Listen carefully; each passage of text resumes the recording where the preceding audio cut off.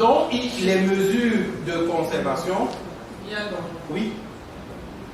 Bonjour, monsieur. Bonjour. Oui, au départ, je n'ai pas vous interrompre parce que Oui. vous parlez de la masse en fait, du volume des archives sonores. Lors du traitement, ça prend du temps. Dans le temps à mettre pour le traitement, quand on demande de traiter les archives sonores, peut-être d'une station radio, c'est extrêmement long. Mais est-ce qu'on ne peut pas, impliquer les producteurs, c'est-à-dire peut-être les journalistes, lors de l'enregistrement, pour faire déjà votre travail? Pour commencer, peut-être une idée, pour indexer. Même pas indexer, juste donner peut-être la nature de l'enregistrement pour faciliter la tâche à faire. Non, mais ce qui est sûr, quand vous arrivez, vous trouvez que ça a déjà été fait d'une certaine façon. On ne vous remet pas juste des CD ou des cassettes où on n'a rien écrit dessus. Vous allez voir dessus, je ne sais pas moi, émission embouteillage du 12 mai 2016. Voilà ce que l'on vous remet. Mais est-ce que vous allez écouter jusqu'à la fin? Mais c'est ce que je suis en train de dire. Parce que dans l'émission embouteillage, et vraiment, il faut qu'on sache. Le traitement des archives sonores, ça je ne veux pas revenir sur ce qui a été dit hier, mais je pense que la valeur patrimoniale est plus forte au niveau des archives audiovisuelles que, on va dire, pour les archives sur support papier. Tout le monde a sa valeur. Mais les archives audiovisuelles, pourquoi? Parce que on entend la voix, on voit les gens, les générations futures, nos descendants comprendront quel était notre mode de pensée de notre époque, qu'est-ce qu'on vivait, comment on s'habillait, qu'est-ce qu'on mangeait, comment on parlait même, quel était le parler de Maintenant, pour que cela soit donc fait, je prends l'émission Embouteillage, et à son âme, M. Zogo. Je crois qu'au cours de cette émission, il recevait des invités. N'est-ce pas? Oui, non? Il y avait des invités. On a souvent écouté des podcasts où c'était M.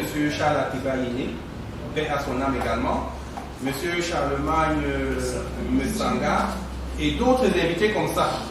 Si vous venez seulement vous dire titre au moment du traitement dans votre logiciel, titre de l'archive, émission embouteillage du 12 mai 2014, sans avoir écouté, vous partez au niveau des mots-clés. Qu'est-ce que vous mettrez? Politique pas cher? Hein? Non, ce sera ton travail qui sera. À partir du moment où il y a des invités, même l'invité doit ressortir dans votre description. Pourquoi? Parce que votre logiciel est censé faire en sorte que le jour où on va saisir nos descendants, ou bien les chercheurs, ou même ces journalistes-là, parce que c'est pour eux aussi que nous travaillons. C'est-à-dire qu'on met à leur disposition en tant que documentaliste, archiviste, on met à leur disposition des données qui vont leur permettre à eux de préparer eux-mêmes leurs émissions. À partir du moment où on va venir saisir Charles Atiba-Yéné dans votre base et on va appuyer sur rechercher, ben, la base est censée donc montrer toutes les archives sonores dans lesquelles on a identifié M. Atiba-Yéné comme étant intervenant, ou là les intervenants du moins où on a parlé de lui ou là où il parle. Et pour ça, qu'est-ce qu'il faut donc faire? Ben, il faut écouter. Vous ne pouvez pas bien faire votre traitement archivistique, audiovisuel, si vous n'écoutez pas les archives. Ça, et c'est ça qui est donc très très contraignant. C'était dans ma question, écouter de bout en bout. C'est-à-dire à l'introduction, vous pouvez déjà avoir le nom des invités et peut-être l'émission, le sujet sur lequel l'émission. Ça va dépendre de l'émission. Vous avez des émissions d'interview, n'est-ce pas?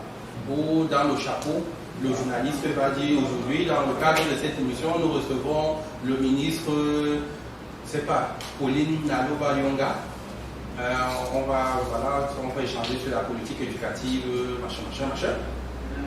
D'accord. Mais, si durant l'interview, le ministre dit des choses que vous pensez que ce sera très important pour, je sais pas, pour les chercheurs, pour les journalistes et tout. Par exemple, elle fait une annonce. Elle fait une annonce que, voilà, à partir de la rentrée prochaine, je sais pas moi, elle dit quelque chose. Désormais, les frais d'examen vont passer à peut-être au BPC. Au lieu de 3 500, désormais les parents débourseront 5 000.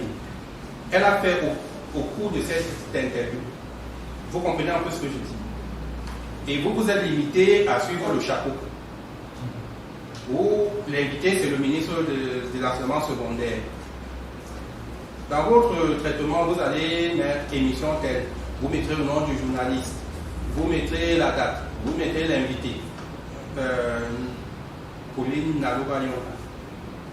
Mais est-ce que au fond, sachant qu'elle a pu déjà être interviewée plusieurs fois, je ne sais pas, mais est-ce qu'au fond, on va retrouver, si quelqu'un cherche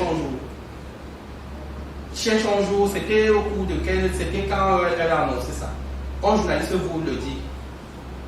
Si vous avez plusieurs podcasts où elle intervient, vous faites la recherche et vous en avez 50, ça va être difficile de retrouver exactement. Est-ce que vous comprenez? C'est ça. Donc ça va dépendre.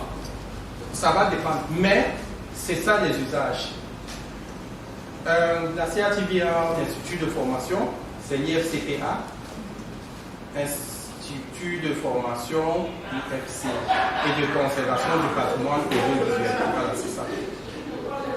Et il y a une branche archivistique audiovisuelle là-bas. Et à la fin de la formation, les étudiants doivent faire ce qu'on appelle des productions. C'est-à-dire faire ce que nous faisons, ce que je suis en train de dire là. Grâce à un logiciel spécifique, ils doivent pouvoir traiter un fond d'archives sonores issues de la CATV. Chacun choisit une émission, une station radio au nord-ouest, etc. Il choisit. On va leur remettre le fond. Je vous assure que quand vous avez eu la malchance de tomber sur certaines émissions, pas la malchance, je veux dire quand c'est pas très gai, c'est pas très joyeux. J'ai eu des étudiants qui avaient des émissions bibliques, c'est-à-dire à la station là, le dimanche, on fait appel en catholique, en protestant, c'est pas en pentecôtiste et tout. Imaginez, vous avez ça. Mais vous devez écouter. Il y en a qui sont devenus chrétiens, monsieur, parce que vous devez écouter. Ce n'est pas, sinon vous ne ferez pas bien ce travail. Lorsque je vous ai dit, quand l'INA dit que pour traiter le fonds de l'Europe, il leur faut 10 ans. C'est pas juste mettre et écouter quelques secondes et sinon. Parce qu'au cours de l'émission, il y a des choses qui peuvent être dites. Même quand on va interviewer le ministre Naloba, il y aura peut-être des coupures ou bien des reportages. Ces reportages-là, on va encore interviewer même les parents, ou je veux dire des acteurs, les partenaires de l'éducation. Le ministre des Finances, par exemple, ou le directeur des impôts, il va peut-être intervenir pour dire en quoi est-ce que les impôts, puisque le timbre fiscal a augmenté, etc. Machin. Mais si vous n'écoutez pas, ce genre d'éléments ne ressortira pas. On ne saura pas que même le directeur général des impôts a intervenu au cours de cette interview. Non, c'est ça en fait.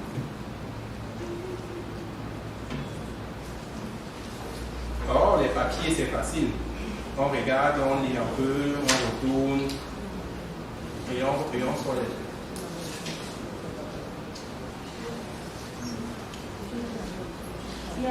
Oui, je n'ai pas une bonne vue, donc s'il vous plaît, je ne vois pas très loin. Si vous levez le doigt, il vaut mieux me le dire avec la bouche. D'accord. Oui, je voudrais réagir et dire que la question que la collègue vient de poser, c'est une question fondamentale dans cette formation. C'est-à-dire, pratiquement, comment se font les choses.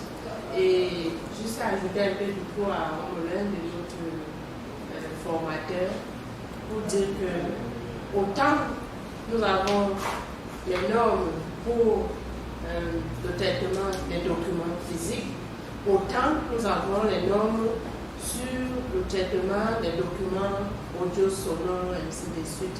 Et donc, tout ce que nous faisons comme professionnels, je dis bien comme professionnels, pas comme quelqu'un qui n'est pas du domaine, nous devons nous tenir à la norme. Et dans le cadre des archives, nous savons que la norme exige que lorsque vous avez des archives sonores, des documents sonores à traiter, il faut avoir du temps. Ne volez pas, je veux dire, ne vous pressez pas. Si vous n'avez pas assez de temps, ne commencez pas le travail. Ou alors, quand vous commencez le travail, rassurez-vous que vous allez finir et que vous n'allez pas vous envoler parce que le contenu va être très important parce que le but, comme le formateur dit, c'est pour pérenniser. Alors, si à la base, le travail qui est fait à la base est mal fait, ça veut dire que ceux qui vont nous lire demain, les erreurs vont se suivre.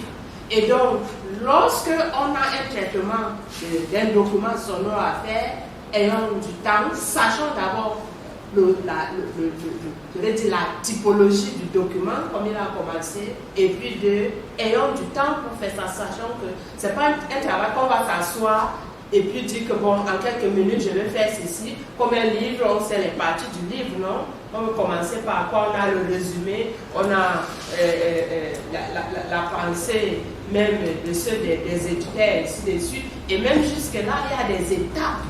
Mais sachant qu'en ce qui concerne les documents sonores, la norme, maîtrisons d'abord la norme, parce que tout part de là. Et puis de deux, sachant que ça prend énormément de temps, et qu'on ne s'envole pas, ce n'est pas un travail actif. Sinon, en le faisant activement, nous allons rater les étapes. Et puis aujourd'hui, avec le numérique qui monte en puissance, il y a des logiciels, il a aussi dit, il y a des logiciels. Et donc, sachant que lorsque nous travaillons sur les archives, il faut aussi maîtriser le logiciel que nous utilisons pour faire ce travail. C'est le cas en faisant cela que le travail va être bien fait et puis on sera sûr que demain, ceux qui viendront pour exploiter, ils vont faire du bon travail. Sinon, l'erreur va continuer et puis voilà, ça ne sera pas bien fait.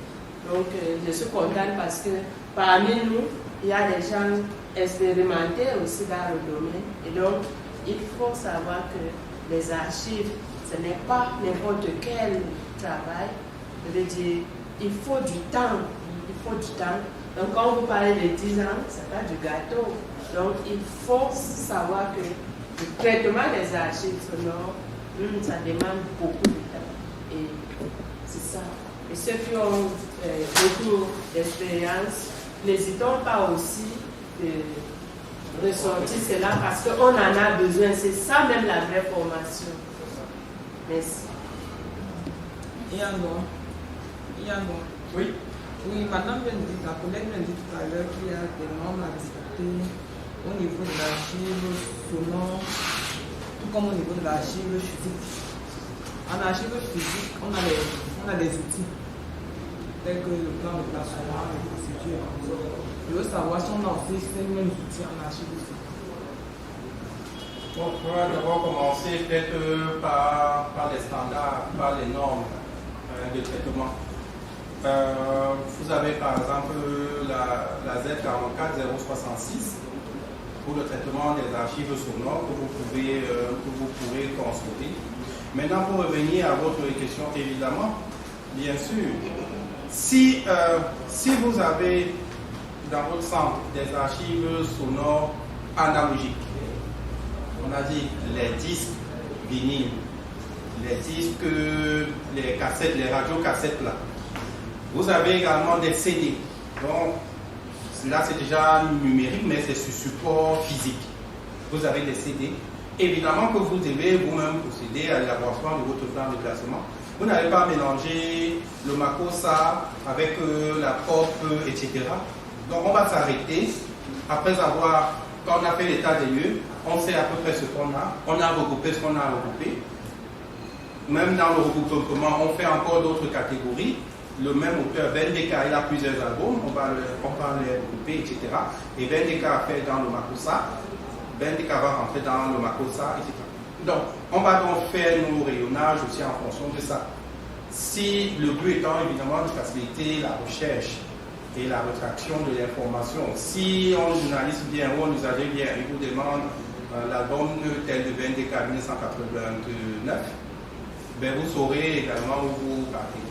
Maintenant, quand ça devient déjà numérique, le tout numérique, le support à la fois est numérique, là c'est déjà autre chose. On va en parler peut-être tout à l'heure là. On va utiliser donc des applications spécifiques. Ces applications-là vont simplement vous aider à rechercher. Après la description archivistique que vous aurez fait ainsi que l'indexation, on va mettre le catalogue accessible aux chercheurs, au public. Ils vont donc, la même personne va saisir Ben Deka. Et la base, s'il connaît même le nom de l'album spécifiquement, il va aussi peut-être mettre espace et mettre le nom de cet album-là. Et la base de données donc, va être censée lui apporter des résultats. Il va cliquer sur ces résultats et pourquoi pas écouter directement l'audio. Sinon, ce sera peut-être simplement la notice. Il viendra vous voir et vous dire que j'ai besoin de ce truc parce qu'il sait que c'est dans votre plan. Donc, au fond, rien ne change. On classe également, même si c'est support sonore, c'est des archives sonores, on les classe également, on fait un plan de classement, comme si c'était également les archives de l'âge. Donc pour revenir, donc, je disais que la conservation et la préservation, c'est beaucoup plus particulier, c'est des archives très sensibles. Il faut prendre les mesures de lutte contre le feu. Ce n'est pas compris seulement Dieu ici. Parce que vous êtes dit, si le feu attaque vos archives sonores sur bande magnétique, ça brûle en un laps de temps. Si vous ouvrez une cassette là, vous sortez les bandes là, si vous allumez le briquet là, je vous assure en quelques 5 secondes, tout est parti. Or, le même livre, vous allumez 5 secondes, le temps que ça va. Donc, c'est extrêmement fragile. Il faut faire attention. On va passer à un autre problème pour avancer. N'hésitez pas à m'interpeller. C'est celui du coût du matériel de lecture et d'enregistrement. La particularité des archives sonores, c'est que pour les exploiter, il faut un matériel spécifique. Les archives papier, on va dire le seul matériel qu'il faut véritablement, c'est les yeux. Vous avez vos yeux, vous pouvez exploiter les archives papier. Mais les archives sonores, c'est particulier. Si vous avez des disques vinyles, il vous faut quoi? Des lecteurs de vinyle, non? C'est qu'il y a des plus jeunes ici, je vous assure, je suis sûr qu'il y en a qui n'en ont pas. Ça ne sortait plus à un moment donné, mais il y a des constructeurs, des fabricants qui ont recommencé la production. Justement pour cadrer avec la demande. Pourquoi? Parce qu'il y a des gens qui sont des vrais amateurs de musique et qui préfèrent la musique sur vinyle que sur CD. Vous savez ça, non? Vous savez que le son du vinyle est particulier. Il y a d'abord ce petit grisement au début là, et puis ça commence. Donc il y a des vrais amoureux de ce son-là. Ils préfèrent vraiment, c'est vrai que la musique ne sort plus sur vinyle, mais vous avez des gens, ils ont la possibilité d'avoir le même album de Tina Turner sur CD. Maintenant, il va préférer l'acheter parce que c'est toujours en vente, il va préférer l'acheter sur. Donc le matériel de lecture coûte cher. Quand vous avez dans votre centre des archives les trucs encore sur cassette audio, il vous faut des lecteurs de cassettes pour pouvoir les exploiter. Si vous avez des CD, bon là c'est déjà un peu plus cool. Parce que les CD, même les ordinateurs, les PC en sont pourvus. Il y a des lecteurs de CD. Sinon, il y a des lecteurs externes de CD qu'on peut également acquérir. Mais il faut qu'on laisse la latitude aux usagers de pouvoir écouter. Il faut plusieurs postes d'écoute. Là, c'est le matériel de lecture. Évidemment, quand c'est déjà le son numérique en MP3, il faut également un matériel pour écouter de l'MP3. Ça peut être votre téléphone, ça peut être votre ordinateur. Bref, de toutes les façons, les archives sonores nécessitent obligatoirement l'usage d'un matériel pour leur lecture. Sinon, vous ne pourrez pas reconnaître le contenu. Le même matériel va être requis pour l'enregistrement. Quand je parle là comme ça, il y a une caméra qui est en train de me filmer. Cette caméra-là a un coût. Ça ne coûte pas 10 000.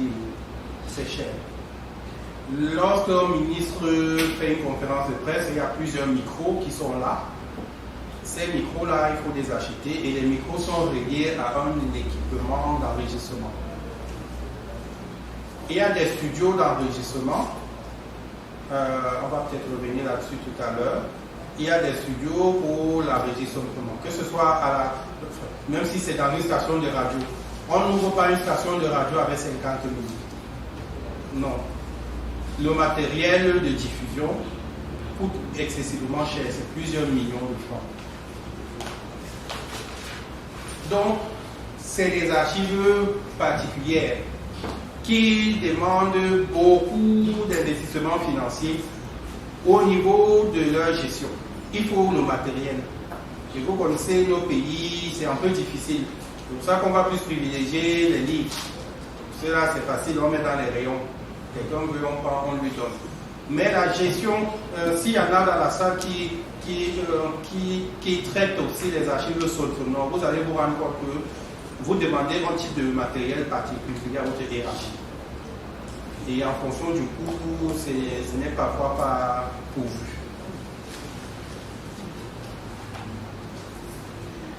Le dernier grand problème, c'était le quatrième. Le dernier grand problème, madame tout à l'heure a évoqué, c'est que les archives sonores vont nécessiter la maîtrise d'un certain nombre de logiciels.